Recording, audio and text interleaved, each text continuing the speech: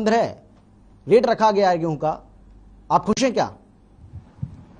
देखिए अमित जी, पहली बात मैं बताना चाहूंगा कि सरकार हमेशा ही ये घोषणाएं करती है कि हमने व्यवस्थाएं पूरी कर दी हैं और किसानों की जो एमएसपी को खरीद करने के लिए व्यवस्था पूरी कर दी, लागू कर दी गई है। मैं बताना चाहूंगा कि 9 फरवरी को जो सीएपीसी की मीटिंग, नेताजी की, हेलो, चलिए ठीक है, मैं बजरंग जी कराता हूं इसको सही, मैं इसको सही कराता हूं। Thank you. ठीक है, बोलिए स्वामी जी, बोलिए।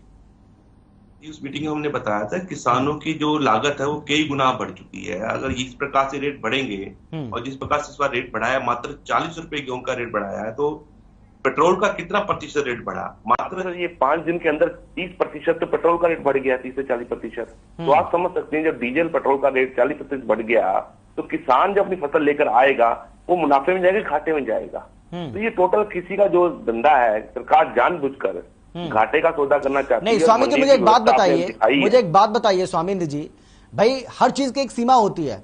आपके हिसाब से कितना दाम सरकार को बढ़ाना चाहिए था, आप बताइए भाई। 40 रुपए पिछली बार से बढ़ा दिया, 40 रुपए पिछली बार से बढ़ा दिया और 2015 उसका रेट कर दिया है गेहूं का। गेहूं की एमएसपी 2015 कर दिया सरकार ने, तो आपके हिसाब से कितना बढ़ाना चाहिए था? कितना उचित रहता आपके लिए, कितना ठीक रहता? देखिए पहली बात तो ये स्पष्ट करना चाहिए कि सरकार ये बताए कि एमएसपी का जो रेट सरकार तय करती है वो किन आंकड़ों तय करती है। कौन सी एग्रीकल्चर यूनिवर्सिटी का जो सरकार जो है आंकड़ा लेके आती है कि किसी की जोत जो है, गेहूं की जोत जो है, खर्चा जो है इतना आता है। तो पहली बात सरकार के पास कोई पक्का धरातल ही नहीं है कहां से वो आंकड़ा लेके आती है। दूसरी बात है, अगर हम धरातल पे देखें, आज किसान की जो लागत है कम से कम 3000 रुपए प्रति क्विंटल उसका जो है किसान खर्चा ही आ रहा है। अगर इतना खर्चा आ रहा है तो किसान को ये आप अगर दे रहे हैं 2015 रुपए जो आप दे रहे हैं, इससे किसान का कोई फायदा होने वाला नहीं है। दूसरी बात, जो व्यवस्थाओं को लेकर बात हो रही थी, अभी कोविड की महामारी की आप बात कर रहे थे, चल रहा था कि देश में कोविड की महामारी है, ऐसे में सैनिटेशन की जो व्यवस्था है मंडियों के अंदर, आपने दिखाया, चैनल का मैं धन्यवाद करूंगा कि जीरो ग्राउंड पे जाकर जो रिपोर्टिंग की कि आदमी को पीने का पानी तक मुहैया नहीं करा सकी ये मंडियों के अंदर। तो ये किसान के लिए कहाँ ये ईमानदार सरकार है, किसान की कहाँ पक्षधर सरकार है? किसान को ये पानी देना चाहते हैं, ना ये खेत में पानी देना चाहते हैं, ना ही किसान को मंडी में पानी देना चाहते हैं। सैनिटेशन की कोई व्यवस्था नहीं, किसान को रात को ठहरने की व्यवस्था नहीं। प्रदेश के उप मुख्यमंत्री बोलते हैं 72 घंटे के अंदर किसान का भुगतान हो जाएगा। 72 घंटे में भुगतान तब होगा ना जब किसान का जो है जो पर्चा बनकर आपके वहां पहुंचेगा। उससे पहले किसान कितने दिन मंडी में खड़ा रहेगा? 1 दिन, 2 दिन, 3 दिन, ये भी आप क्लियर कर देते हैं कि किसान अगर ट्राली लेके आता है इतने घंटे में उसकी जो ट्राली जो है मंडी में आते ही खुल जानी चाहिए। ऐसी कोई व्यवस्था नहीं की है, यानी कि किसान को गुमराह करने के लिए, देश की जनता को गुमराह करने के लिए लिफाफेबाजी का काम चल रहा है। ठीक है, लेकिन हुकुम सिंह भाटी जी, भाई स्वामी जी कह रहे हैं कि आपने 40 रुपए बढ़ा दिया एमएसपी और एमएसपी तय कर दिया गेहूं का, लेकिन दूसरी तरफ पेट्रोल डीजल के रेट तो आप लगातार बढ़ाते जा रहे हैं। अगर डीजल के रेट बढ़ते हैं तो इसका सीधा असर किसान के ऊपर पड़ता है, हम सभी जानते हैं। अगर तेल की कीमत बढ़ती है तो किसान पर भी इसका असर पड़ता है। दूसरी तरफ जो मंडियों में व्यवस्थाएं जो देखने को मिल रही हैं उसको लेकर भी ये कह रहे हैं स्वामी जी कि भाई दावा तो आप करते हैं लेकिन व्यवस्थाएं ऐसी है नहीं। अमित शर्मा जी, देखिए जो सवाल अभी स्वामी इंद्र जी ने उठाए, अभी आपने वो सवाल रखे हैं। सबसे पहले तो मैं एमएसपी की जो तय होता है मैं उसके ऊपर आता हूं।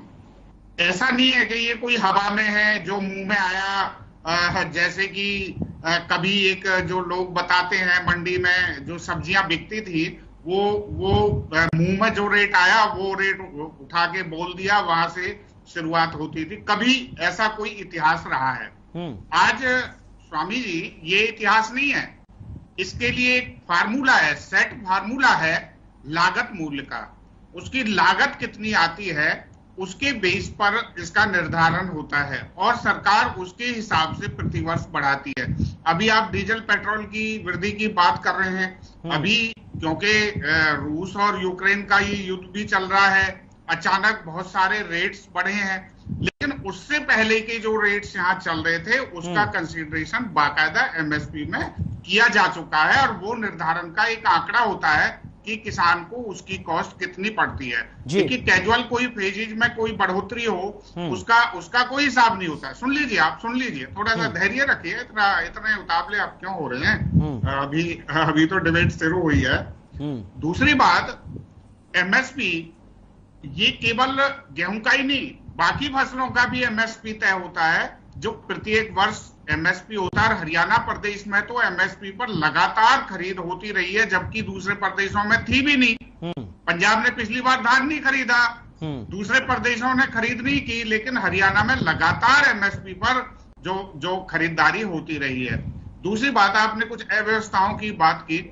देखिए, जनवरी से सभी मंडी, मैं तो स्वयं मार्केट कमेटी बल्लौड का चेयरमैन रहा हूं, जनवरी से सभी मंडियों की व्यवस्थाओं को दुरुस्त करने का काम होता है, क्योंकि उससे पहले पैडी का सीजन निकलता है और उसमें सारी, चाहे टॉयलेट हो, पानी की व्यवस्था हो, कूलर की व्यवस्था हो, शेडों की व्यवस्था हो, इस सारी व्यवस्था को दुरुस्त किया गया है। अभी एक या दो उदाहरण हरियाणा की 108 मंडी और कुछ जो सीजनल मंडी बनती है वो उसके अलावा है। 108 तो स्थायी तौर पर मंडियां हैं और कैजुअल मंडियां उसके अलावा जो सीजन पर बनती हैं वो अलग है। ये सारी व्यवस्थाएं सरकार करती है। और आप एक बात देखिए, पूरे प्रदेश में उपायुक्त, एसडीएम और दूसरे अधिकारियों ने जो सिविल एडमिनिस्ट्रेशन है उन्होंने मंडियों के लगातार दौरे किए हैं। कोई एक कहीं, अभी मैं सुन रहा था आपके जी, आपसे मैं एक बात पूछना चाहूंगा। ठीक है स्वामी जी सुन लेते हैं उनको सुन लेते हैं। जैसे वो अपनी बात पूरी करेंगे उसके बाद मैं लौटता हूँ आपके पास। हाँ, आ रहा हूँ भजन जी, आ रहा हूँ। लेकिन वो 108 मंडी और सीजनल मंडियां, उनका कोई आईना नहीं हो सुन पाए, इसलिए अभी हुआ है। और फसल की अभी कटाई चलती है और ये स्वामी जी जैसे वो अपनी बात पूरी कर रहे हैं उसके बाद में लौटूंगा आपके पास, मैं आता हूँ आपके पास। पहले उनको अपनी बात पूरी करने दीजिए, उनकी आवाज दब रही है, फिर समझ नहीं आएगा कि वो क्या कहना चाह रहे हैं। गेट पास इशू होगा, तुरंत उसकी तुलाई और ढुलाई का काम पूरा किया जाएगा। इसलिए मैं विश्वास दिला सकता हूँ कि सरकार ने पूरी चुस्त और दुरुस्त रह करके सभी अपने अमले को तैयार करते हुए और इसके लिए व्यवस्था की है। एक एक दाने को किसान का खरीदा जाएगा और 72 घंटे में पेमेंट हर हालत में। ठीक है भाटी जी, मैं लौटूंगा आपके पास। बजरंग दास जी भाई, एमएसपी पहले ही ऐलान कर दिया है सरकार ने। सरकार ये भी कह रही है कि 72 घंटे में किसानों को पेमेंट दिया जाएगा, उनकी फसल को खरीदा जाएगा तो 72 घंटे में पेमेंट हो जाएगा, इसमें कोई ढिलाई नहीं बरती जाएगी। व्यवस्थाओं की बात करें तो मंडियों व्यवस्थाओं को दुरुस्त करने की बात की जा रही है। कांग्रेस पार्टी को भरोसा हो रहा है क्या? अमित जी, जहां भट्टी साहब ने सारी बातें रखी मंडी के बारे में, अच्छे सीनियर साथी है, हमारे मार्केटिंग बोर्ड कोई चेयरमैन भी रहे हैं, मगर जो हालात आज के टाइम मंडियों में हैं और आड़तियों की और मजदूरों की और किसानों की जो दुर्दशा हो रही है वो देखने लायक नहीं है। और मैं स्पष्ट कर रहा हूं कि जहां भट्टी साहब ने कहा अभी भुगतान का सवाल है, मुख्यमंत्री जी ने 2 बार बयान आ लिया, हम 24 घंटे में गेहूं का उठान करेंगे, 72 घंटे में भुगतान करेंगे, यही बात उप मुख्यमंत्री जी ने कही। मैं बताना चाहता हूं, कभी भी 24 घंटे में गेहूं का उठान नहीं होता। सरकार के चेते जो ठेकेदार होते हैं वो जैन करके गेहूं का उठान लेट करते हैं, ताकि जो आड़ती है उठान के नाम पर आड़तियों से 3 रुपए से लेकर 7 रुपए कट्टा वसूला जाता है जी। ये तो ठेकेदारों का घोटाला है, जो करोड़ों रुपए का घोटाला लगातार इस राज्य के अंदर हो रहा है। दूसरी बात, जहां भुगतान का सवाल है, अमित जी, ये मैं आपको रिकॉर्ड की बात बता रहा हूं, आड़तियों का कमीशन और पलेदारों की मजदूरी, जो मजदूर पलेदार है, जो 2 वक्त की रोटी शाम को चाहिए, उनकी मजदूरी सरकार ने हाल ही में, यानी कि 1 अप्रैल 2021 में जो गेहूं परचेज की थी, उसकी जनवरी फरवरी यानी 2022 10 में 11 महीने बाद उसका भुगतान करोड़ों रुपए आया है।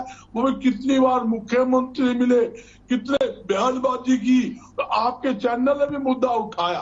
और दूसरी बात, 72 घंटे भुगतान का ले लो, जब गेहूं का उठान नहीं होगा, गेहूं उठ के जब तक एफसीआई गोदाम में नहीं जाएगी, जब तक तो पेमेंट को मतलब ही नहीं है। लेकिन बजरंग दास जी, आज तो पहला ही दिन था ना, आज तो पहला ही दिन था। अब धीरे धीरे किसान पहुंचेंगे। अभी किसान ही नहीं पहुंच रहे मंडी में, अभी किसान ही मंडी में नहीं पहुंच रहे तो उठान की बात कहां से आ गई? किसान तो मंडी में कैसे पहुंचेगा? एमएसपी 2015 रुपए है। किसान की गेहूं ओपन फ्लोर मिलों में मंडी खुले बाजार में 2100 से 2200 में बिक रही है। वो क्यों उन्हें सरकारी एजेंसियों को माल देगा? किसानों ने गेहूं रोक ली, किसानों ने फ्लोर मिल को माल दे रहे हैं। आप देखिए 4% हरियाणा में गेहूं के ऊपर मार्केट फीस है। 4% किसको कहते हैं? यानी कि 80 रुपए से ज्यादा तो मार्केट फीस लग गई। मैं एक क्विंटल पर 80 रुपए टैक्स आपके सामने है। तो हालात देखिए ना, काफी हालात ऐसे हैं। और जहां तक व्यवस्था का सवाल है, आप किसी मंडी में चले जाओ, ना तो सफाई व्यवस्था है, किसान भवन में किसानों के ठहरने की, चाय पानी की, खाने की व्यवस्था नहीं है। हमारी सरकार से अपील है, किसान मंडियों में आते हैं, उसकी किसान की फसल तुरंत प्रभाव से खरीदी जाए और उसका उठान 24 घंटे के अंदर उस फसल का उठान होना चाहिए। लेट उठान होने पर ठेकेदार की और जो एजेंसियां, वेयर हाउस है, एफड है, फूड सप्लाई है, एफसीआई, जो भी एजेंसी माल परचेज करती है, जब माल अनाज लेट उठान होता है उसकी जुम्मेवारी फिक्स की जाए कि तुम्हारे कारण लेट हुआ। ठीक है, अनाज तो लेट, ठीक है, लेकिन लेट उठाएगा ठेकेदार। ठीक है, मैं बजरंग दास जी आ रहा हूं आपके पास। लेकिन स्वामी जी ये बात आप भी बोल रहे थे और बजरंग दास जी भी ये बात कह रहे हैं कि भाई जो प्राइवेट पार्टनर है, सरकार ने जो रेट तय किया है, जो एमएसपी तय की, उससे ज्यादा तो वो ले रहे हैं। भाई जो कृषि कानून थे उसमें भी तो यही था कि ओपन मार्केट में अगर आप अपनी फसल को बेचना चाहते हैं और आपको लगता है कि वहां आपको ज्यादा दाम मिलेगा तो आप बेच सकते हैं। अब वहां पर आपको ज्यादा दाम मिल रहा है तो वो अच्छा है। लेकिन कृषि कानूनों में जब इस बात का प्रावधान किया गया तो आपने इसका अपोज किया, आपने इसका विरोध किया था। ये कैसे चलेगी बात? अमित शर्मा जी, लगता है कि आप डिबेट को बदलना चाह रहे हैं, पर मैं बात को क्लियर करना चाहता हूं। मैं बदल नहीं रहा सर, मैं जो आपने सवाल उठाया, जो बजरंग दास जी ने सवाल उठाया, उस सवाल से सवाल आपको कर रहा हूं बस। अमित जी, उसका सवाल जवाब आप लेना चाहो? मैं आ रहा हूं आपके पास, बजरंग दास जी मैं आ रहा हूं, आप अपना जवाब तैयार रखिए, मैं आपके पास लौटूंगा। स्वामी जी। अमित जी, वहाँ किसान को जो है बंधुआ मजदूर बनाने की बात की गई थी। आप कॉन्ट्रैक्ट फार्मिंग को आपने देखा क्यों फिर देश की संसद ने जिन कानून को लेके आई थी उसी संसद ने कानून को वापस लिया और देश के प्रधानमंत्री ने क्यों कहा कि मुझसे बहुत बड़ी गलती हो गई कि मैं अपने किसानों को नहीं समझा पाया। मेरे हिसाब से ये तो उन्होंने नहीं कहा था, ये तो उन्होंने कहा था कि हम कुछ किसान भाइयों को समझा नहीं पाए, ये नहीं कहा था कि गलती हो गई। गलती तो मानी है ना पूरे देश के सामने। चलो वो विषय नहीं है। आज का विषय जो है, भाटी जी बड़े व्याख्यान कर रहे थे, बता रहे थे कि एमएसपी जो सरकार ने तय की, मैं ये पूछना चाहता हूँ कौन सी अधिकृत इंस्टीट्यूशन है? तो मैं सीएपीसी का मैं भी मेंबर हूं, मैं भी मीटिंग में जाता हूं, उनसे मैंने बार बार यही पूछा है कि आप एमएसपी जब निर्धारित करते हैं, किसकी सिफारिश निर्धारित करते हैं? आप किसानों के प्रतिनिधि को बुला लेते हैं, हम वहां बनकर आते हैं, वहां अपनी सिफारिश देते हैं, हमारी बात कहीं नहीं मानी जाती, पर सरकार पता नहीं किस चोर रास्ते से एमएसपी को तय करती है। आज तक ये भ्रम जाल है, किसान नहीं समझ पाया। मैं भाटी जी चाहूंगा, क्योंकि बीजेपी के प्रवक्ता हैं, वो बताएं कि एमएसपी सरकार कैसे तय करती है, किसकी रिपोर्ट आती है, किसके द्वारा तय की जाती है। हुकुम सिंह भाटी जी बोलिए। भाटी जी बोलिए, आवाज आ रही है आपको? हाँ भाटी जी बोलिए, स्वामी जी आपसे सवाल पूछ रहे हैं।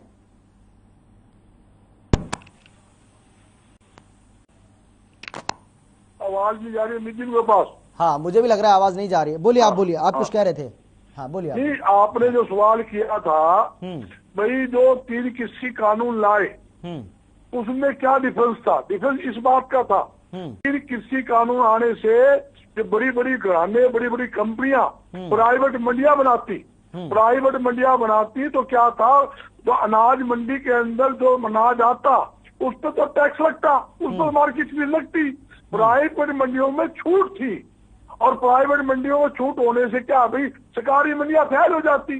प्राइवेट मंडियां बराबर में बनाने से क्या होता है, ये बड़ी बड़ी कंपनियां क्या होती है, वो अपने औने पौने दामों में किसान की फसल की खेतों में खरीदता, जाकर कॉन्ट्रैक्ट करता, भी तुम्हारे फसल पैदा होने वाली है, 10 एकड़ में इतनी होगी, आप पैसे ले साई लीजिए, ये फसल मेरी हो गई। फसल में उनका एक सिस्टम और था, वो जो चाहेगा वो फसल उगाएगा, और दूसरा जो एग्रीमेंट होने के बाद अगर वो नू कह दे कि गेहूं का दाना छोटा था, दागी हो गया, दान सरसों दागी होगी, मैं कौन ही ले, तो उसको छूट थी, किसान को छूट नहीं थी। भाटी जी आवाज आ रही है आपको मेरी? थी। ठीक है, हाँ भाटी जी, जो आपने पूछा था, उस कानून में इस कानून में ये फर्क था कि बड़ी बड़ी कंपनियां क्या था, भाटी जी बड़े बड़े मैं आ रहा हूँ भजन जी, भजन दास जी मैं फिर से लौटूंगा आपके पास, भजन दास जी मैं फिर से लौट रहा हूँ आपके पास, मैं आ रहा हूँ। भाटी जी के पास आवाज नहीं जा रही थी, मैंने उनसे सवाल किया था बीच में। मैं आपको अमित जी बताना चाहता हूँ, सब्जी फल के ऊपर आज पूछोगे ना किसानों के जो प्याज है, टमाटर है, मूली है, गोभी है, आप क्या रेट खरीदते हैं?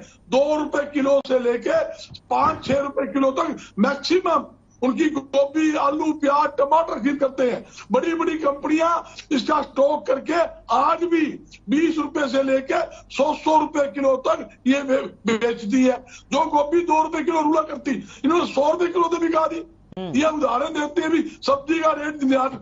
आप पूछो कितना एमएसपी है, आलू का क्या एमएसपी है, क्या प्याज का एमएसपी है, ठीक है, क्या गोभी का एमएसपी है? ठीक है, मैं लौट रहा हूँ आपके पास। भाटी जी स्वामी जी ये पूछ रहे हैं आपसे, स्वामी जी एक बार फिर से अपनी बात को रिपीट करते हुए ये पूछ रहे थे। मैं आ रहा हूँ भजन दास जी, आ रहा हूँ मैं आपके पास, किसान नेता बैठे, भजन दास जी मैं फिर से लौटूंगा आपके पास। भाटी जी स्वामी जी बार बार आपसे ये पूछ रहे हैं कि भाई आप ये बताइए कि सरकार एमएसपी किस तरीके से तय करती है। यानी कि स्वामी जी की बात को देखकर ऐसा लगता है कि स्वामी जी ये पूछना चाह रहे हैं कि भाई जब भी सरकार कोई कानून बनाए या जब भी सरकार कोई नियम बनाए, तो यानी व्यापारी से संबंधित अगर कोई कानून बनाया जा रहा है, कोई नियम बनाया जा रहा है तो उनसे बात की जाए, किसानों के लिए कुछ बनाया जा रहा है तो किसानों से बात की जाए। यानी स्वामी जी चाह रहे हैं कि जिस वर्ग के लिए भी कुछ भी बनाए सरकार, तो पहले उनसे बातचीत करे। अमित जी, मैं बिल्कुल आपकी बात, एमएसपी पर भी मैं आऊंगा कैसे इसका निर्धारण होता है, लेकिन सबसे पहले मेरे साथी भजनदास गर्ग जी बहुत हमारे पुराने साथी हैं, मेरे मित्र हैं, अक्सर टीवी चैनल पर भी और व्यक्तिगत तौर से भी मुलाकातें होती रहती हैं, लेकिन वो कुछ बातें भूल जाते हैं या भूलने का प्रयास करते हैं। भजनदास जी, ये 4% का जो मार्केट फीस है, ये भारतीय जनता पार्टी ने नहीं लगाया, ये कांग्रेस के जमाने से चला आया है। 1 पैसा भी भारतीय जनता पार्टी या 2 साल के हमारे गठबंधन में, जेजेपी और बीजेपी के गठबंधन में इसको बढ़ाया नहीं गया। दान में बढ़ा दिया आपने। अब सुन लो, अब सुन तो लो, दान में कितना मार्केट, आप सुन लो, अब भजनदास जी, अब मैं आपको बोलने नहीं दूंगा, अब मैं आपको बोलने नहीं दूंगा, अब मैं सुनिए जरा, अब मैं आपको बोलने नहीं दूंगा, बिल्कुल सुन लो। दूसरी बात आपने कहा कि उसमें वो जो प्राइवेट प्लेयर था वो चाहे तो खरीदेगा चाहे तो नहीं खरीदेगा। शायद आपने पूरे हमारा आज का विषय नहीं है वैसे, लेकिन मैं आपको ये बता दूं कि उसको गारंटी देनी थी उसकी खरीद की।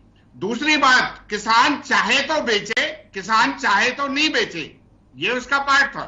दूसरी बात, मेरे साथी स्वामी इंदर जी कह रहे थे, मोदी जी ने ये कहा कि इस कानून में कोई गलती नहीं है, कानून बिल्कुल किसान के हक में है।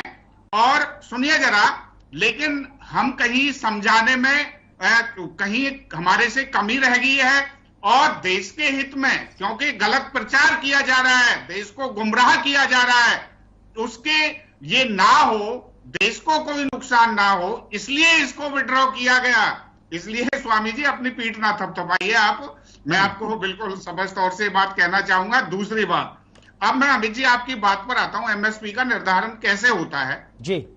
हमारे किसान नेता जानते हैं, किसान नेता इसमें शरीक रहे हैं। एक सेट फार्मूला है, वो फार्मूला बिल्कुल हमेशा से उस फार्मूला रहा है। ये नहीं है कि भारतीय जनता पार्टी या भारतीय जनता पार्टी जेजेपी गठबंधन ने वो फार्मूला तय किया, वो पूरे देश का फार्मूला है। एमएसपी केंद्र से निर्धारित होती है, ना कि स्टेट निर्धारित करता है। दूसरी बात, उसमें जो जमीन मान लिया वो ठेके पर ली है, जमीन उसकी क्या जो है साल की कीमत हो सकती है, वो प्लस उसकी बीज की, सिंचाई की, उसमें जो दूसरे ओवरहेड्स हैं, उसमें लेबर इन सबका लगा करके एमएसपी निर्धारित किया जाता है। किसानों की, इंद्र स्वामी जी मानेंगे इस बात को, एक मांग हमेशा सरकार से रही, उसका आज तक हल नहीं निकल पाया है।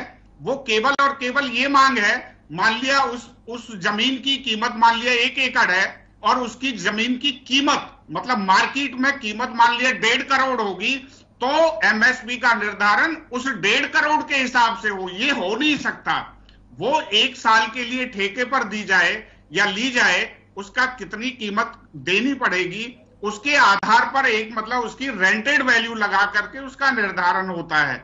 इसलिए बिल्कुल प्रैक्टिकल है, आज से नहीं है, बहुत लंबे समय से, जब से एमएसपी व्यवस्था आई है तब से ये किया जा रहा है। और किसानों भाटी जी, आप क्यों देश को गुमराह कर रहे हैं और क्यों प्रदेश की जनता का समय आप व्यक्त कर रहे हैं? आप एक बहुत बड़े चैनल पे बैठे हैं आप, भाटी जी, आप बहुत बड़े चैनल बैठे हैं। कम से कम ये बताइए कि जब ये फार्मूला आपको दिया जाता है वो किस इंस्टीट्यूशन द्वारा दिया जाता है?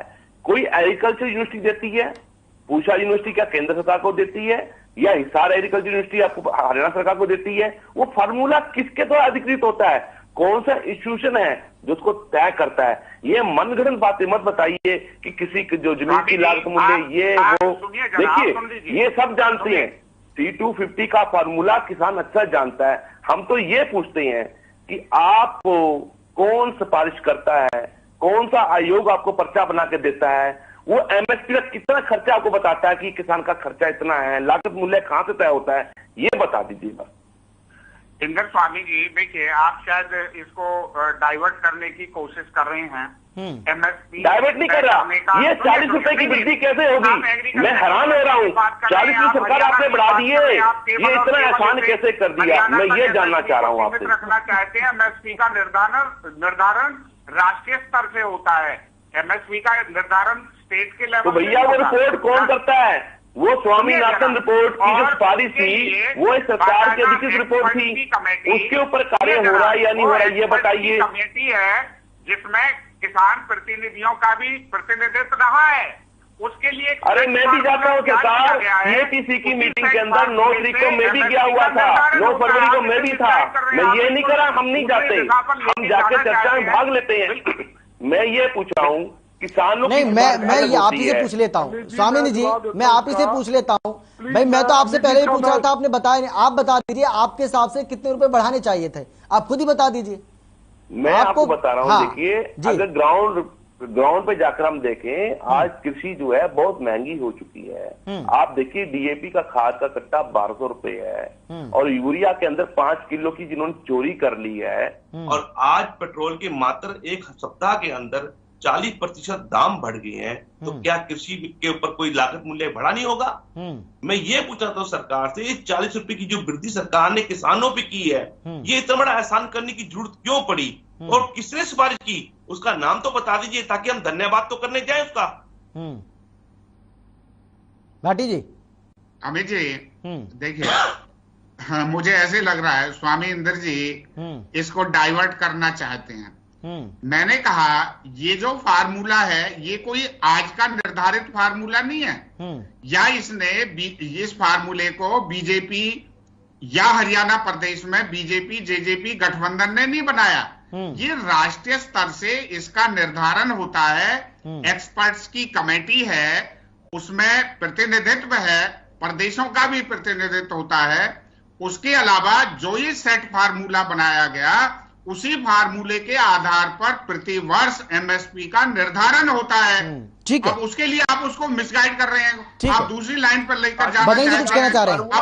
बदल जी तो होगा नहीं कि बदल जी कुछ कहना चाह रहे हैं, तभी वो निर्धारण ठीक है। होगा। नहीं, एमएसपी से थोड़ा आगे बढ़ते हैं। स्वामी जी एमएसपी को लेकर कई बार हमने चर्चा की है सर। दूसरी बात, चर्चा का विषय एमएसपी नहीं है सर, इसमें केवल चर्चा का विषय आज एमएसपी नहीं है, आज चर्चा का विषय दूसरा है। मुद्दे पर आते हैं सवाल है। ठीक है, पेट्रोल की बात कर रहे हैं, कमेटी का गठन होगा, इसलिए इसको हटाने की या उसको भटकाने की बात ना करना चाहता हूँ। अमित जी, हाँ बोलिए बोलिए, मैं आ रहा हूँ आपके पास। स्वामी जी आ रहा हूँ, मैं भाटी जी आपके पास भी आ रहा हूँ, बोलिए। अमित जी देखिए, हरियाणा कृषि उपज प्रदेश है और देश की और प्रदेश की तरक्की जो है खेती पर निर्भर करती, किसान पर निर्भर करता है। जी आपने एक सवाल, मैं इसमें 1 मिनट ले लूं, आपका जो एमएसपी की बात थी उसके बाद मैं मेरी बात रखूंगा। एमएसपी का सिस्टम क्या है? आज खेती में उपयोग आने दवाइयां, खाद, सीड, डीजल, मशीनरी, पार्ट्स, हर चीज महंगे, और महंगाई भी कितनी, बहुत ज्यादा। जब जितने % महंगाई बढ़ी है, किसान ये चाहता है जितने % हमें डीजल के रेट सरकार ने बढ़ाए हैं, खाद के बढ़ाए हैं, बीज के बढ़ाए हैं, या जीएसटी, जिस आइटम पर जीएसटी नहीं था, खाद पे, खेती में उपयोग आने दवाइयां जिसमें जीएसटी नहीं था, 18% जीएसटी लगा दिया। उसी हिसाब से हमारी भी कीमत बढ़नी चाहिए। वो किसान ये चाहता था कि 1975 रुपए एमएसपी जो गेहूं का था, कम से कम 10% हमारा एमएसपी बढ़ाया जाए। ये किसान की डिमांड थी कि लगभग 200 रुपए बढ़ाया जाए। सरकार ने 40 रुपए बढ़ाया, इस कारण किसान संतुष्ट नहीं है। और आपको ये भी बता दूं एडवांस में कि सरकार को जो गेहूं है इकली बार आधे से भी कम मिलेगी, बाकी मार्केट में बिकेगी या किसान अपने पास रखेगा। ये खास बात, आप तसल्ली कर लो। आज 1 अप्रैल है, गेहूं मंडी में आई, प्राइवेट बिकी है या सीधी फ्लोर मिल में बिकी है, मगर वहां सरकारी एजेंसियों गेहूं नहीं मिली। दूसरी बात, जहां व्यवस्था का सवाल है, ये कोई मैं आलोचना की बात मैं नहीं कर रहा कि आलोचना की बात है, मगर ये जरूरी है, हम सबको व्यवस्था करनी पड़ेगी। जहां तक पीने के पानी की बात आई, हमने वाटर कूलर लगा दिए। हालात देखो, पानी की टंकी के हालात देखो, सफाई व्यवस्था का हालात देखो, यहाँ तक कि मंडियों के अंदर जो बेसहारा पशु है वो मुंह मार रहे हैं, गाय हैं, सुअर है। मैं तो मंडियों के टच में हूँ, इससे पहले भी मैं 6-7 मंडियों में दौरे कर चुका हूँ। हालात मैंने मेरे बयान में लगातार 5-7 दिन से मंडियों के ऊपर आ रहे हैं। तो कहने का मतलब क्या है, नहीं देखिए बद्रीदास जी, मंडियों के मंडियों में अगर कुछ व्यवस्थाएं देखने को मिल रही है, तो क्या ये व्यवस्थाएं इसी सरकार में अमित जी, ये तो प्लीज बात को अमीर जी सुन लो। आपके चैनल ने भी दिखाया, कई मंडियां जिक्र किया, उकलाना मंडी की अव्यवस्था भी दिखाई। सरसों की परचेज शुरू हुए तो काफी दिन हो गए हैं, मंडी में सरसों आई है, वहां अब मान लो भी गेहूं आई है, हम व्यवस्था करेंगे, कब करोगे? ये व्यवस्था करने का काम सरकार का, प्रशासन का 15 दिन पहले होता है। भी 1 अप्रैल को गेहूं आएगी, इससे साफ सफाई, सड़क की पैचिंग करनी, पैचिंग करवाओ, पानी की व्यवस्था करो, तिरपाल की व्यवस्था करो, जो बोरियां लकड़ी बारिश आती खराब हो जाती गेहूं, उसके नीचे जो लकड़ी के रैक लगते हैं उसके ऊपर बोरियां दी जाती है, रैक की व्यवस्था करो। ये सारी व्यवस्था पहले होती है। बारदाना, ये सुन लो आप, जहां बारदाना की बात है, मैं नहीं कहता सरकार पे बारदाना कम है, मगर ये तो भट्टी साहब बताना पड़ेगा, 1 अप्रैल से परचेज शुरू होगी, अभी तक आड़तियों बारदाना नहीं मिला। अब मंडी में जो परचेज करेगा वो बारदाना में कैसे वो गेहूं भरेगा जब तक आप बारदाना अलॉट नहीं करेंगे? सरकारी एजेंसी की ड्यूटी बनती है कि वेयर हाउस है, चाहे मान लो अपने फूड सप्लाई है, हैफेड है या एफसीआई है, जो उनकी डीएम को बारदाना अलॉट होता है, वो जो मंडी के आड़ती परचेज करते हैं गेहूं सरकार की, जिसके अंदर वो भरपाई होती है, सिलाई होती है, वो बारदाना पहला मंडी के आड़ती को दिया जाता है। भाई आज तसल्ली कर लो, मंडी के आड़ती तो बारदाना नहीं मिला, तो कई दिक्कतें हैं, लापरवाही अफसरों की है। मैं ये नहीं कहता कि बारदाना आपके पास नहीं, बारदाना आपके पास होगा, मगर सरकारी अधिकारी को जिसके मंडी के जो अपने परचेजिंग है आड़तियों की, उनको बारदाना देने की जरूरत है, व्यवस्था करने की जरूरत है। आपने कह दिया अरे सरकारी अधिकारी जो डीसी होते हैं ना जी, ऑफिस में बैठकर मीटिंग करके बयान दे देते हैं, इतनी मंडियां नियुक्त कर दी, इतने सेंटर नियुक्त कर दिए, इतनी व्यवस्था कर दी। आप ये पूछो हिसार का मार्केटिंग बोर्ड, मैं बिल्कुल उदाहरण के मार्केटिंग बोर्ड है, किसान भवन के ऊपर मार्केटिंग बोर्ड ने कब्जा अनेकों साल से किया हुआ है, वहां जेडे ने अपना पूरा ऑफिस खोला हुआ है। भाई किसान कहाँ ठहरेगा? आप किसान भवन में ऑफिस खोले बैठे हो, पूरा स्टाफ वहां बैठा है 5 जिले का। ठीक है, जवाब ले लेते हैं। किसान को कहाँ भाटी जी भाई कई आरोप लगाए बद्रीदास जी, नाम दे रहा हूँ आपको मैं। ठीक है, जवाब ले लेते हैं, भाटी जी। अमित जी, मैं अभी बजरंग दास जी को सुन रहा था, मुझे ऐसे लग रहा है कि देखिए खरीद तो आज से शुरू हुई है ना, आज, जबकि आज बहुत ज्यादा गेहूं बाजार में आया भी नहीं है हमारी मंडी में। हाँ, बिल्कुल और एक व्यवस्था शुरू हुई है और बारदाना जो व्यवस्था है वो कंप्लीट है, उसका वितरण हो चुका है। क्योंकि बारदाना, सुनिए बजरंग दास जी, जानते हैं, मैंने तो पहले कहा जानते हैं, पर जानकर थोड़ा सा भूलने की कोशिश करते हैं। और आप जो सारी आपने कहा कि डीसी ऑफिस में बैठे रहते हैं, काम नहीं करते हैं, ये सब कांग्रेस की व्यवस्थाएं थी।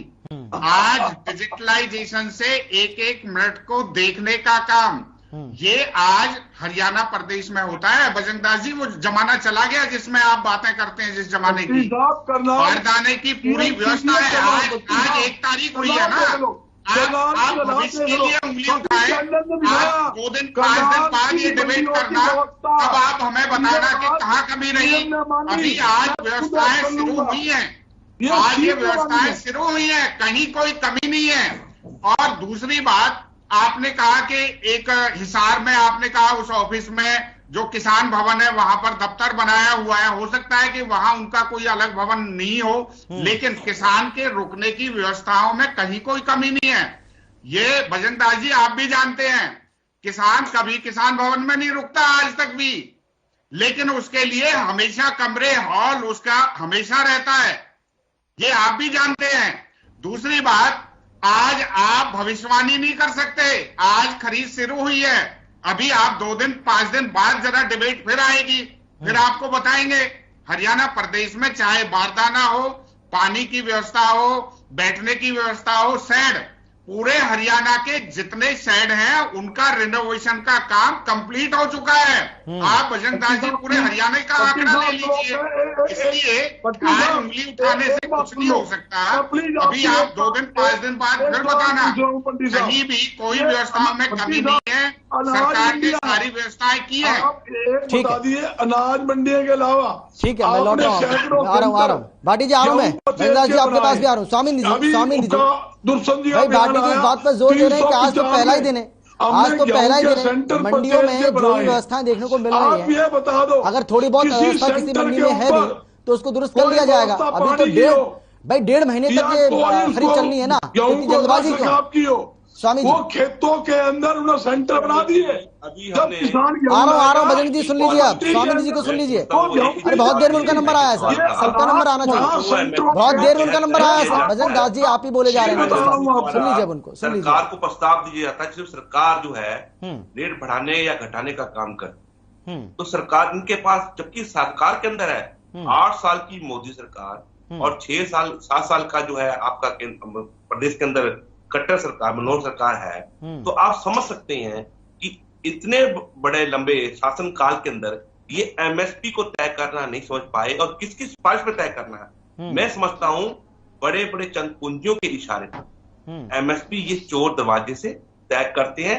जिस प्रकार से ये 3 काले कानून लेके आते चोर दरवाजे से अध्यादेश के द्वारा, उसी प्रकार ये एमएसपी को कमजोर बनाने के लिए काम कर रहे हैं, एमएसपी को मजबूत कराने के लिए काम नहीं कर रहे हैं। अगर केंद्र निर्धारित करता है एमएसपी को, जैसे भाटी जी ने बताया, तो प्रधानमंत्री जी अपने वादे को निभाएं।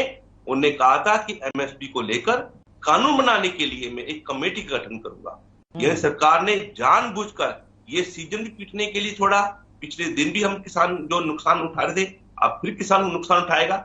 एमएसपी से किसान का फायदा नहीं हो रहा, क्योंकि एमएसपी के पीछे सरकार जो है बड़े बड़े पूंजीपतियों के इशारे पर रेट तय करती है। दूसरी बात, व्यवस्था को लेकर हम बात करें, आपने, आपके चैनल का मैं तहे दिल से धन्यवाद करता हूं। जीरो ग्राउंड पे जाकर आपने जो रिपोर्टिंग की वो हकीकत है, और भाटी जी ने भी व्याख्यान में अपनी बात को माना कि किसान जो है किसान भवन में नहीं ठहरता। सही कहा इन्होंने, इन तमाम किसान भवनों के ऊपर बीजेपी के एमएलए या उनके चहेतों का कब्जा हो चुका है। भले आप पेवे का देख लीजिए किसान भवन, वहां पे एमएलए साहब का कब्जा है। भले आप कुरुक्षेत्र का देख लीजिए मंडी के अंदर, वहां भी एमएलए साहब का कब्जा है। तमाम जगह आप जाके देखेंगे, या तो वहां पे एमएलए बैठा है या फिर किसी अधिकारी का वहां दफ्तर बन चुका है। इंद्री के अंदर आप अगर जाएंगे, इंद्री की मंडी के अंदर डीएसपी का दफ्तर है, लाडवा मंडी के अंदर आप जाएंगे तो वहां पे डीएसपी और एसडीएम का दफ्तर है, तो आप समझ सकते हैं कि किसान भवन के ऊपर जानबूझ के कब्जा किया जाता है ताकि किसान वहां बैठकर चर्चा ना कर सके, किसान अपने अधिकारों की बात ना कर सके, किसान को खुले बाजार में, खुले हवा में छोड़ने का इन्होंने काम कर दिया है। तो यही कारण है कि एमएसपी के ऊपर ये कोई जवाब पर बन नहीं रहा और ना ही ये जवाब दे सकेंगे ईमानदारी के साथ अगर इनके पास। लेकिन स्वामी दीजिए, एमएसपी पर अगर इतना जोर आप दे रहे हैं तो सरकार तो बार बार कहती है कि भाई हरियाणा सरकार तो एकमात्र ऐसी सरकार है देश के अंदर जो 14 फसलों पर एमएसपी देती है। भाई एमएसपी पर अगर बार बार जोर आप दे रहे हैं तो सरकार, हरियाणा सरकार तो सबसे ज्यादा एमएसपी देती है। और राकेश टिकैत को हमने कई बार सुना, राकेश टिकैत तो मिसाल भी देते हैं हरियाणा की, कई बार मिसाल दी है उन्होंने कि भाई अगर हरियाणा सरकार 14 फसलों के एमएसपी दे सकती है तो दूसरे राज्यों की सरकार क्यों नहीं कर सकती है।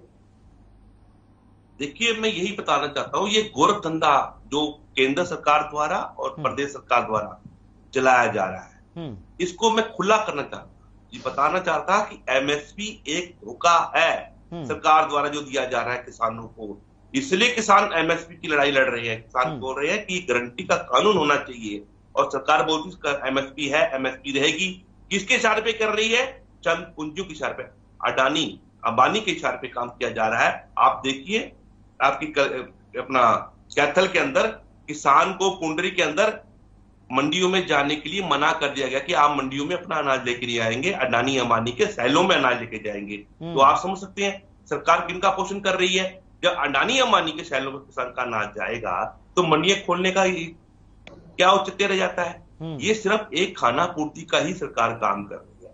अगर नहीं है तो भाटी जी बता दें कि सरकार ने ये सर्कुलर जारी नहीं किया हो तो। ठीक है, भाटी जी जवाब दीजिए। अमित जी, मैं जो इंद्र स्वामी जी ने 2-3 बातें उठाई हैं मैं उसी पर आना चाहता हूं। इंद्र स्वामी जी, मैं आपसे पूछता हूं आपका स्टैंड क्या है। मैं आपको 2014-15 का एमएसपी कांग्रेस जमाने का बता रहा हूं, 1400 रुपए था और उसके अलावा 13-14 में 1350 रुपए था, 12-13 में 1385 था और पीछे के ये आंकड़े हैं। और उसके बाद आप देखेंगे आज 2015 रुपए का एमएसपी है। जब एमएसपी से आपको इतनी बड़ी गुरेज है, एमएसपी ठीक से निर्धारित नहीं है, तो आप धरने प्रदर्शन किस बात के कर रहे थे? सरकार तो कह रही थी अपने रेट पर बेचिए, आप बेचते क्यों नहीं अपने रेट पर? आपने किस लिए विरोध किया? आप बात को क्यों गुमराह कर रहे हैं? आप सुन लो, ये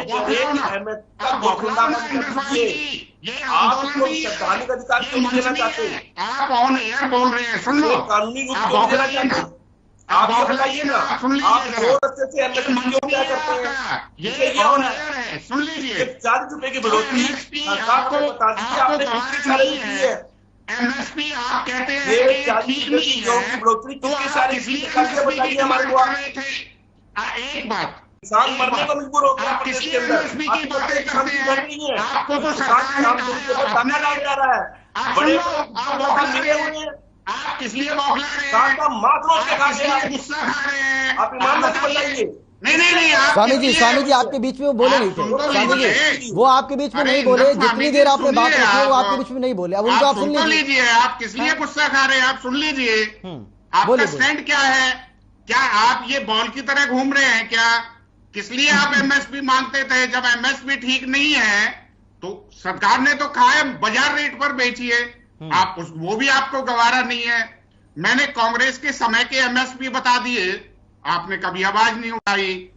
इसलिए ये जो एमएसपी का निर्धारण है, ये तो हो सकता है कि ठीक है भाई, इसका निर्धारण के कुछ और तथ्य इसमें जोड़े जाएं, एक बात हो सकती है, लेकिन आप एमएसपी को गलत साबित करें, ये नहीं हो सकता। दूसरी बात, आपने कहा कि किसान भवनों पर बीजेपी के एमएलए ने कब्जा किए हुए हैं। आप एक भी एमएलए, एक भी मंत्री किसी पर भ्रष्टाचार का आरोप पिछले 5 साल, आप सुन लो, आप बीच में इंटरप्ट ना करो, मेरे को आपकी आवाज भी नहीं सुनाई दे रही, लेकिन आप इंटरप्ट कर रहे हैं। सुन लीजिए, आप बौखलाइए ना, सुन लीजिए आप जरा। एक भी बीजेपी के एमएलए और मंत्री के ऊपर किसी भ्रष्टाचार का आरोप नहीं है, किसी का कोई ऑफिस नहीं है, केवल और केवल राजनीतिक बहाने कर के किसी पर आप आरोप प्रत्यारोप करें, ये ठीक नहीं है। एक भी किसी भी किसान भवन में किसी एमएलए का दफ्तर नहीं है, क्योंकि माननीय मुख्यमंत्री जी इस बात की कभी परमिशन नहीं देते। भारतीय जनता पार्टी के हरियाणा प्रदेश के अध्यक्ष माननीय ओम प्रकाश जी कभी किसी को इस बात की इजाजत नहीं देते। इसलिए केवल और केवल आप आरोप प्रत्यारोप ना कीजिए, बातें वो कहिए जो बिल्कुल ठीक हों। दूसरी बात, आपने कहा अडानी और अंबानी के गोदाम में गेहूं देना था। अडानी और अंबानी के गोदाम की आवाज नहीं आ रही है आपकी ठीक से, उनको बोलने दीजिए। आपकी आवाज ठीक से नहीं आ रही है, अपनी बारी में बोलिएगा। हाँ बोलिए। अडानी और अंबानी के गोडाउन फूड सेफ्टी एक्ट 2009 पास हुआ, जिसमें एक एक दाने की सुरक्षा ताकि लोगों को खाने के लिए मिले। वो जमाना नहीं जो कांग्रेस के जमाने में पानी डाल करके वजन बढ़ा दिया, उसको गला दिया, डिस्टिलरी को बेच दिया। आज वो संभव नहीं है।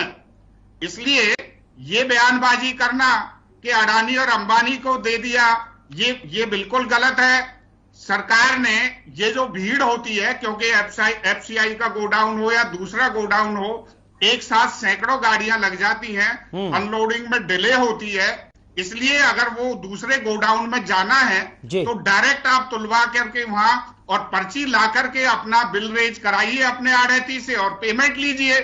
72 घंटे का समय मैक्सिमम समय है, ना कि मतलब 72 घंटे बाद मिलेगी। भाटी जी, लेकिन बजरंग दास जी आपकी बात पर मुस्कुरा रहे हैं। भाटी जी, बजरंग दास जी आपकी बात पर मुस्कुरा रहे हैं। मैं पूछ लेता हूँ आखिर क्यों हंसी आ रही है? बजरंग दास जी मुस्कुरा रहे हैं, बहुत सारी चीजें इनके अंदर हैं। मैं आ रहा हूँ स्वामी जी इसलिए हाँ, उसके बाद में आप ही के पास आ रहा हूँ। मतलब जो होता है, जो विचार आपसे साझा करना होता है।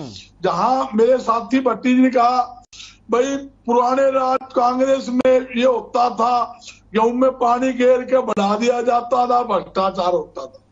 देखिए, जहां बड़े असीम सवाल कर दिया, मैं बताना चाहता हूं, जहां इन दिनों के अंदर लगातार गेहूं के अंदर पानी छोड़ते हुए बीजेपी सरकार के अंदर दिखाया गया, कई अधिकारी पकड़े गए, पर्चे दर्ज भी हुए, आपके चैनलों ने दिखाया। जहां तक कि आपके सामने है, हरियाणा के अंदर सबसे बड़ा धान घोटाला हुआ।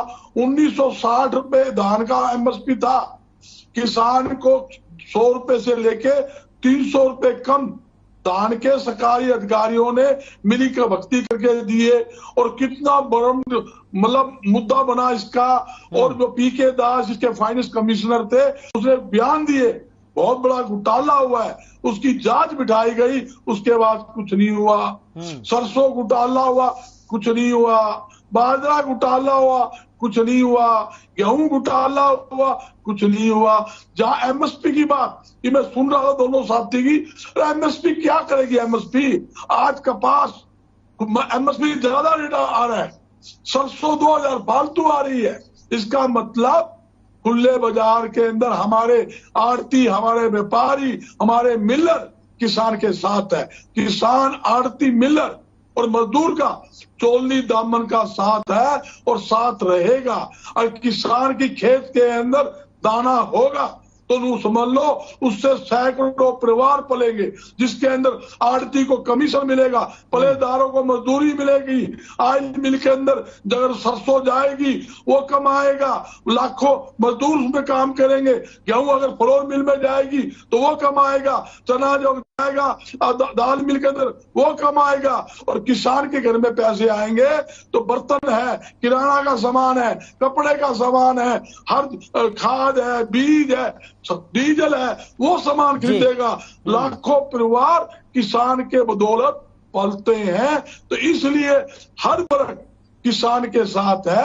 और मेरी सरकार से अपील है, और खास तौर पर भट्टी साहब हमारे सरकार के प्रतिनिधि रूप में बैठे हैं, कोई आलोचना नहीं, हम सबको मिलकर मंडी की व्यवस्था सुधारने की जरूरत है। ये अच्छा डायलॉग है आपका। आप इतनी सारी आलोचना करने के बाद भी सरकार के ऊपर एक के बाद इतने घोटाले के आरोप आपने लगा दिए, जितने अब पता नहीं क्या सच्चाई है। आप जो इतने आरोप लगा रहे हो उसके बाद आप बाद में लीपापोती कर देते हैं कि भाई मैं आलोचना नहीं कर रहा हूँ। इतने आरोप लगाने के बाद आप कह रहे हैं कि आलोचना नहीं कर रहा हूँ।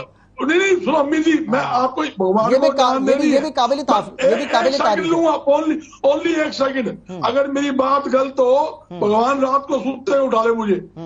कोई ऐसी मंडी बता दे, किसान मंडी के अंदर गेहूं लाए, सरसों लाए, बाजरा लाए, धान लाए, बगैर सेवा शुल्क। अगर सेक्रेटरी मार्केटिंग बोर्ड, मैं खुला नाम ले रहा हूं, उसका इंस्पेक्टर या डीएम या जेडे, ठीक है स्वामी जी बोलिए, आप बोलिए, मेरे पास समय की कमी है। स्वामी जी आप बोलिए, ठीक है, खुला बता रहा हूँ। हाँ ठीक है, इतना सुना है हमने आपको, ठीक है, सबको एक होकर करना है। ठीक है स्वामी जी जल्दी से, फिर भाटी जी के पास भी जाना है। देखिए अमित जी, आपके चैनल पे जो सार्थक डिबेट हुई उसके लिए मैं आपका धन्यवाद करना चाहूंगा। हाँ बोलिए स्वामी जी बोलिए, आवाज आ रही है आपको, हम मतलब सुन पा रहे हैं हम आपको। आवाज चली गई थी कि स्वामी? हाँ मुझे आवाज नहीं आ रही। भाटी जी आप बोलिए। आवाज नहीं। भाटी जी आप जी देखिए, बजरंग दास जी ने बहुत सारे आरोप प्रत्यारोप लगा दिए, क्योंकि कांग्रेस की नजरों में, कांग्रेस की सुन लीजिए बजरंग दास जी, मैं आपकी भाषा को केवल भारतीय जनता पार्टी नहीं समझती। मैं तो एक छोटा सा कार्यकर्ता हूं। कांग्रेस की आवाज को पूरा देश समझ गया और इसीलिए कांग्रेस को हाशिए पर भेजा। सुन लो, भारतीय जनता पार्टी नहीं समझती कांग्रेस को, पूरे देश समझ गया। जनता समझ चुकी है कांग्रेस को कि कांग्रेस क्या कहती है। बजरंग दास जी, कांग्रेस को 5 साल की भाजपा सरकार हमारे पिछले टेन्योर की और माननीय मोदी जी की केंद्र की सरकार, 2 साल हमारा जेजेपी के साथ गठबंधन में, आपको सब कुछ गलत ही गलत नजर आता है, क्योंकि सावन के अंधे को हरा ही हरा नजर आता है। आपने घोटाले देखे, एक मंत्री विधायक अंदर जा रहे हैं, दूसरे आ रहे हैं। हुड्डा साहब 16 प्लॉटों को रिश्तेदारों को बेच गए, ये सब आपने देखा है, इसलिए आप उस मैंसीदिया से अलग हट नहीं पा रहे हैं। आज हरियाणा प्रदेश में आपने जो घोटाले का नाम लिया, एक भी आप बता दीजिए। आप कांग्रेस की किताबों में हो सकते हैं, लेकिन हरियाणा प्रदेश के इतिहास में, हरियाणा प्रदेश की किताबों में एक भी घोटाला नहीं है। पूरे, मैं तो हरियाणा का नहीं पूरे देश ना कहता हूं, इसलिए आपको तो हर चीज घोटाला नजर आती है। दूसरी बात अमित जी, हरियाणा प्रदेश में मंडी व्यवस्था को दुरुस्त किया गया है। इसका उदाहरण आप पिछले सालों का देख लीजिए, उससे पहले सालों का देख लीजिए, उससे पहले सालों का देख लीजिए। पूरा प्रशासन और हमारे मंत्रीगण, केवल ये नहीं है कि हमारे एग्रीकल्चर मिनिस्टर ही उतने उस काम में लगेंगे, नहीं, सभी मंत्रीगण, सभी विधायक और सारा अमला, ठीक है, मेरे पास समय की कमी है। भाटी जी, बजरंग दास जी, स्वामी जी, अगर मेरी आवाज आपको आ रही है 10 सेकंड में आखिरी कमेंट आपका, अगर मेरी आवाज आप तक पहुंच रही है तो स्वामी जी। शुरुआत एक हो चुकी है। मैं किसान भाइयों को एक ही बात कह सकता हूं कि उनका, स्वामी जी आवाज आ रही है आपको मेरी, सुन पा रहे हैं क्या? पिछले 5 साल या 2 साल के इस पीरियड में कभी उनको दिक्कत नहीं आई, इस बार भी कोई दिक्कत नहीं आएगी। दाना दाना खरीदा जाएगा समय पर उनकी। ठीक है, मेरे पास समय की कमी है। भाटी जी आपका, बजरंग दास जी आपका, स्वामी जी शुक्रिया इस चर्चा में शामिल होने के लिए, अपनी बात रखने के लिए। लेकिन अब देखना का जो, अब हमें इंतजार इस बात का करना है, क्योंकि आज पहला दिन था और अब धीरे धीरे ये जो खरीद है वो आगे बढ़ेगी और 1.5 महीने तक ये खरीद चलने वाली है, यानी कि आज से शुरू हुई है और 15 मई तक ये खरीद चलने वाली है। किस तरीके से मंडी में व्यवस्थाएं और ज़्यादा दुरुस्त हमें आने वाले समय में देखने को मिलेंगी और सरकारी खरीद में तेजी आएगी, इसको लेकर भी आगे हम चर्चा जरूर करेंगे। फिलहाल इतना ही, छोटे से ब्रेक के बाद फौरन लौट रहे हैं, आप देखते रहिए हर खबर।